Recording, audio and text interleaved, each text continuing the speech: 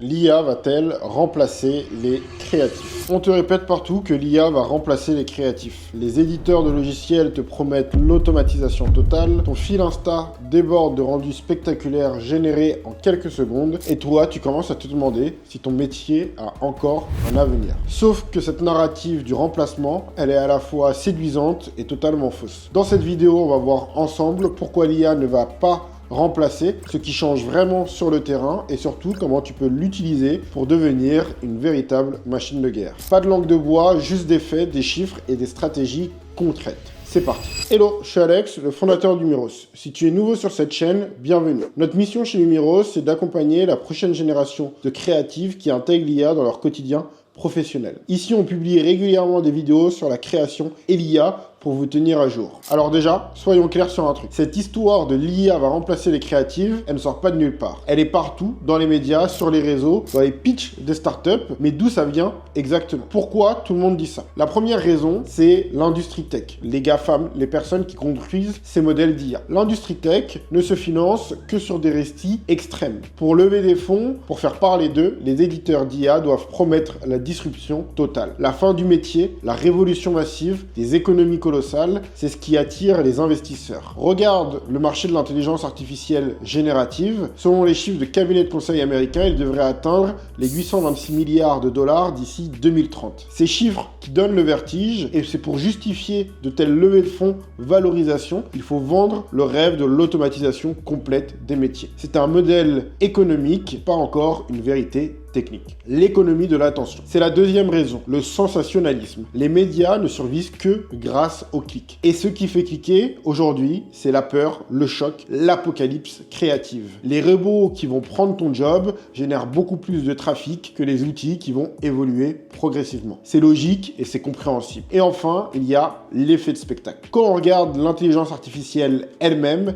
elle épate. Un prompt en quelques secondes et boum, un visuel sublime apparaît sur Instagram. Partout, tu vois ces résultats spectaculaires. Mais ce qu'on ne te montre jamais, c'est les 47 prompts ratés avant celui-là, les 3 heures passées à affiner le style, les retouches manuelles nécessaires et le brief du client qui te dit exactement ce que tu peux faire ou non avec l'IA brute. On te montre le résultat, jamais le process. Au final, tout semble magique et toi, tu as l'impression d'être dépassé. Aujourd'hui, je vais te montrer ce qui se passe vraiment sur le terrain. Pas des démos, pas des effets d'annonce, la réalité des studios, des agences et des freelances qui travaillent avec l'IA tous les jours et qu'on a la chance d'accompagner. À la fin de cette vidéo, tu vas comprendre pourquoi l'IA ne remplace pas les créatifs, mais remplace les créatifs qui refusent de l'utiliser. Le gros problème avec l'IA, c'est pas l'accès aux outils, c'est de savoir les intégrer efficacement dans ton process créatif. Chez Humiros, on accompagne les professionnels de la création à maîtriser l'IA de manière concrète. Des freelances qui débutent aux marques les plus avancées comme Kiabi ou Cézanne, en passant par des agences comme Glory Paris ou Mioche Studio. Si vous voulez un accompagnement adapté à votre niveau et vos besoins, le lien est en description. Allez, on continue. Qu'est-ce qui se passe réellement sur le terrain?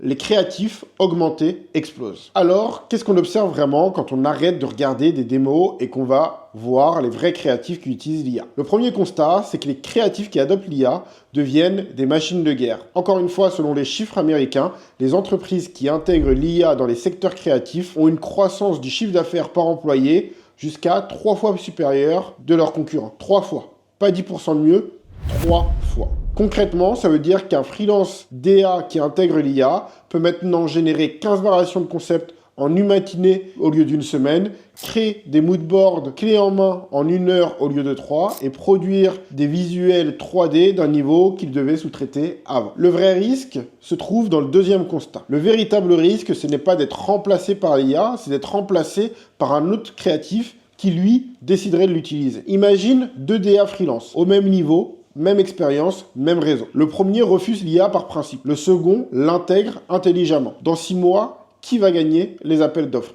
Qui va gagner les missions et qui sera sûr de son futur? Celui qui répond au plus de briefs, teste le plus vite ses concepts et propose des concepts toujours plus innovants et aboutis à ses clients dans les phases d'avant-vente. Ce ne sont pas les créatifs remplacés par l'IA, ce sont les créatifs remplacés par d'autres créatifs augmentés qui vont vraiment en pâtir. D'ailleurs, les collaborateurs qui ont des compétences IA aux États-Unis gagnent en moyenne 56% de salaire en plus. 56%, ça veut dire que s'ils gagnaient 2000 euros, ils passent à 3000, et s'ils étaient à 3000, ils passent à 4500. Le marché valorise déjà massivement cette compétence, et c'est pas quelque chose de demain, c'est quelque chose qui est déjà visible sur le terrain. En tout cas aux États-Unis. En France, parfois, ça met un petit peu plus de temps. L'IA a besoin d'un chef d'orchestre. Ça, c'est le troisième constat. L'IA ne crée pas toute seule, elle exécute. Tu peux générer 1000 images en 1 heure avec Midjourney, mais si tu n'as pas de vision, si tu ne sais pas ce que tu cherches, tu vas obtenir 1000 images potentiellement magnifiques, mais totalement inutile. Et l'IA, c'est comme un orchestre symphonique ultra performant qui serait à tes services. Mais sans chef d'orchestre, ça joue faux. C'est toi qui dirige, c'est toi qui choisis, et c'est toi qui dis non, pas comme ça, ou oui, c'est exactement ça. Sans intention humaine, l'IA produit du générique. Un joli générique, mais générique quand même. Ensuite, il y a le super pouvoir du prototypage. Ça, c'est le vrai game changer. Le vrai changement de paradigme se trouve dans l'utilisation de l'IA sur le prototypage. Avant, pour pitcher une idée, c'était faire un moodboard avec des références existantes, dessiner des croquis approximatifs et expliquer verbalement la vision. Ensuite, on n'avait plus qu'à croiser les doigts que le client comprenne notre vision et veuille bien l'acheter. Aujourd'hui, avec l'IA, tu peux générer un prototype visuel fidèle en quelques heures, monter 5 variations du concept et présenter des rendus très proches de la finalité, mais avant même de commencer la prod. Et ça permet de convaincre les clients avec du concret et pas uniquement sur des promesses. Aujourd'hui, ce qu'on observe, c'est qu'il y a des agences dans notre réseau qui remportent des appels d'offres uniquement grâce à la vitesse et à la qualité de leur prototype IA. Elles arrivent avec du concret, leurs concurrents arrivent encore avec des planches de tendance. C'est sûr que ça va être compliqué de faire du chiffre d'affaires et d'avoir une entreprise pérenne si on se bat avec des armes différentes. L'IA donne le super pouvoir de matérialiser tes idées instantanément. C'est le super pouvoir absolu pour tous les créatifs modernes et ambitieux. Alors, les outils du prototypage. Concrètement, quels outils on te recommande? Pour l'image, je te recommande Midjourney. Aujourd'hui, c'est le roi de l'esthétique. On a une image avec le meilleur rapport accessibilité-qualité et c'est encore le numéro 1 en termes de part de marché. Ensuite, tu vas pouvoir retoucher tes images et l'intégrer dans ton process créatif de retouche via Adobe Firefly ou toutes les fonctionnalités Photoshop IA. Enfin, si tu as besoin de modifier une image, intégrer ton produit, remettre un logo, justifier un logo dans une image existante, tu vas pouvoir utiliser des outils comme Flux et Nano Banana pour ces besoins-là. Si jamais tu veux éviter de multiplier les abonnements, je te recommande d'utiliser des agrégateurs d'outils comme Crea AI qui sont très pratiques pour ça. Pour la vidéo, pour le moment, il n'y a pas encore de grands gagnants, donc tu peux aller voir soit du côté de Runway, de Kling ou encore de Veo3 qui vont te permettre de faire des séquences courtes et aussi des animations à la fois en texte to image, donc donner un prompt pour avoir de la vidéo, et en image to vidéo pour donner une image et l'animer. Ce qu'on se rend compte, c'est que les barrières techniques et les premières contraintes techniques tombent petit à petit. Ensuite, pour aller chercher des résultats de qualité studio, il faut encore du travail et de l'expertise, mais la première marche est de plus en plus accessible. L'ambition créative peut enfin suivre l'ambition conceptuelle et les créatifs ne sont plus bridés par leurs compétences techniques, mais uniquement par leurs idées. Ce qui ne change toujours pas. Le process créatif reste intact. Maintenant, tu pourrais penser que tout est bouleversé, mais en réalité, les fondamentaux du métier créatif restent intacts. L'IA accélère certaines étapes, mais elle ne supprime pas le process et ne le modifie que très peu. Par exemple, sur la recherche d'idées. Tu peux brainstormer avec l'IA, mais c'est toi qui décides quand les idées ont réellement du sens et comment les analyser. C'est toi aussi qui analyse le brief du client, qui comprend ses attentes et qui va devoir vendre le projet et le pitcher ensuite pour qu'il achète. Ensuite, on va voir la construction du concept. L'IA, elle ne sait pas ce qui va résonner émotionnellement pour notre audience. Elle ne comprend pas les subtilités culturelles. Cette partie, c'est 100% ta direction et 100% ta patte que tu vas devoir mettre. Enfin, la direction artistique. Le style, l'identité, l'univers, le ton, tout ça, c'est ton territoire. L'IA aide à visualiser, mais encore une fois, elle ne décide pas. Et après, il y a la validation client, aucun changement. Tu devras toujours justifier tes choix, ajuster, pitcher, convaincre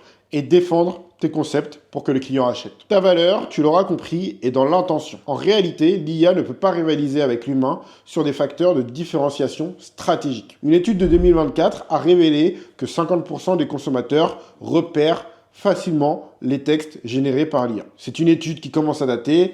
Avec les dernières évolutions, il y a peu de chances que ça soit encore le cas. Le public, en fait, il ne détecte pas réellement l'IA, il détecte le générique et souvent, dans ce genre d'études, on compare un texte qui aurait été entièrement fait avec de l'IA à un texte qui a été fait en plusieurs heures, plusieurs jours par un humain. Si on compare des choses qui ne sont pas comparables, si l'humain collabore avec l'IA, cette frontière disparaît. Mais ce que ça veut dire, au final, c'est que le public valorise l'authenticité. Il valorise la recherche de concepts. Dans un monde où tout le monde peut générer un visuel techniquement parfait, qu'est-ce qui va faire la différence? Ça va être le sens, l'émotion, la narration, la profondeur, bref, la vision globale. L'IA ramène les créatifs à l'essence de leur métier. Raconter des histoires, créer du sens et générer de l'émotion. Dans un monde où l'IA n'a jamais été aussi présente, ta singularité humaine n'a jamais été aussi précieuse. Même les clients en reviennent. J'ai vu des dizaines de cas ces derniers mois de clients qui pensaient pouvoir tout faire eux-mêmes avec l'IA. Pourquoi payer un DA si ChatGPT génère des visuels? Ils ont tenté quelques jours, quelques semaines, quelques mois pour les plus têtus, puis ils ont réalisé que les visuels manquaient de cohérence, l'identité de marque était floue et le message ne passait pas. Résultat, ils en sont tous revenus parce qu'ils ont redécouvert que l'expertise créative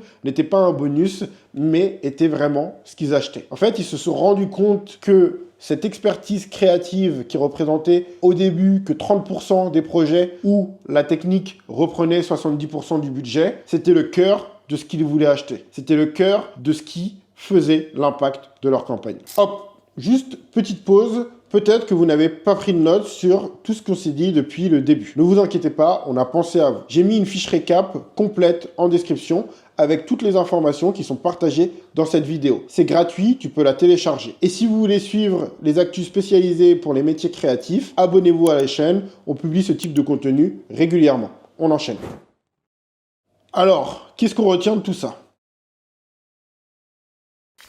On va retenir 3 idées clés. Le premier point, c'est que la narrative du remplacement est un mirage marketing. L'IA ne va pas te remplacer, mais les pairs qui l'utilisent, certainement. La compétition n'est plus entre toi et la machine, elle est entre toi et les autres créatives qui décuplent leur puissance grâce à l'intelligence artificielle. Les chiffres le prouvent, la croissance du CA par employé est multipliée jusqu'à 3 dans les entreprises qui intègrent l'IA. Ce n'est pas de la prospective, c'est d'ores et déjà constaté aux États-Unis. Le deuxième point, c'est que ton rôle évolue. Il devient de plus en plus stratégique. L'IA gère l'exécution technique et toi, tu gardes le monopole de l'intention, de l'émotion, de la vision. Tu deviens le chef d'orchestre et tu diriges des outils ultra performants qui, sans toi, ne produisent que du générique. Le cadre juridique lui-même le confirme, car les créations IA ne sont pas protégées par le droit d'auteur. Elles ne le deviennent que si on arrive à démontrer une intervention humaine substantielle. La loi dit que l'humain est indispensable, pas optionnel, indispensable. Et le troisième point, c'est le super pouvoir du prototypage IA. Tu peux maintenant matérialiser tes idées instantanément, convaincre les clients avec du concret, remporter des projets grâce à la vitesse et à la clarté de tes concepts. Et si tu n'intègres pas l'IA dans ton processus créatif, aujourd'hui, tu pars avec de sacrés cailloux dans les chaussures. Alors, comment tu peux t'adapter concrètement? Comment on fait pour passer à l'action? Pour ça, première étape, trouver sa place. 2 stratégies. Soit tu te spécialises sur des domaines techniques où l'IA est encore très limitée, soit tu montes en stratégie et tu deviens vraiment l'architecte de la vision. Ensuite, deuxième étape, faire alliance avec l'intelligence artificielle. Arrête de le voir comme un concurrent, c'est un assistant qui est capable de multiplier ta puissance. Elle est là pour sublimer ta créativité et non faire le travail à ta place. La troisième étape, c'est de se former. Il faut commencer simple. Tester avec Midjourney pour des moodboards, Adobe Firefly parce que c'est directement dans ta suite Photoshop ou Créa pour tester plusieurs modèles et les comparer. Runway pour la vidéo. Bien sûr, tu pourrais avoir plein d'autres outils, mais commence par cela et après, on verra comment les élargir. Pratique, rate, ajuste, affine.